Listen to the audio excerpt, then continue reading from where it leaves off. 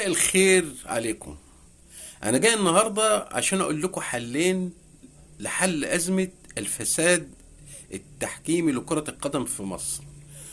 واللي يوافقني يعني يكتب في الكومنتات انا كلامي مظبوط ولا لا، ويا ريت تشيروا الفيديو عشان يوصل للاتحاد كره القدم.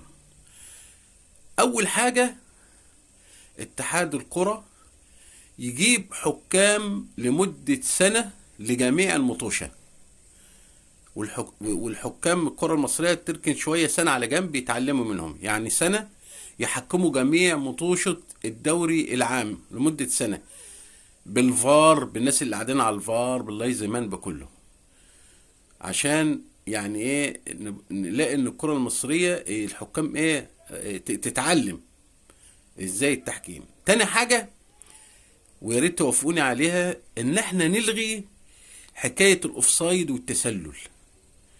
يعني عارفين كورة الحواري كده نعملها كده، يبقى مفيش ولا اوفسايد ولا تسلل. ليه بقى؟ لان الفار في الموضوع ده بيخدم نادي بعينه.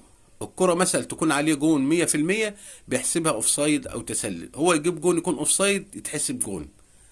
الفار كده يقول لك ايه مثلا ايه وننتهي بقى من الموضوع ايه ده، ودنه سابقه قفاه، لا مراخيره سابقه شعر راسه، وننتهي ايه ويحطوا لنا خطوط وهميه.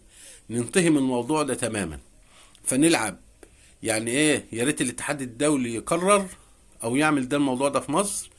مفيش حاجه اسمها اوفسايد ولا تسلل، نلعب زي ايه كره الحواري كده، عشان الكره المصريه يعني ايه، يعني تنضف شويه في مصر، والحكام يرعوا ضميرهم. بس انتوا ايه رايكم في الاقتراح ده؟ اللي موافق على الاقتراح ده يكتب لي في الكومنتات. شكرا.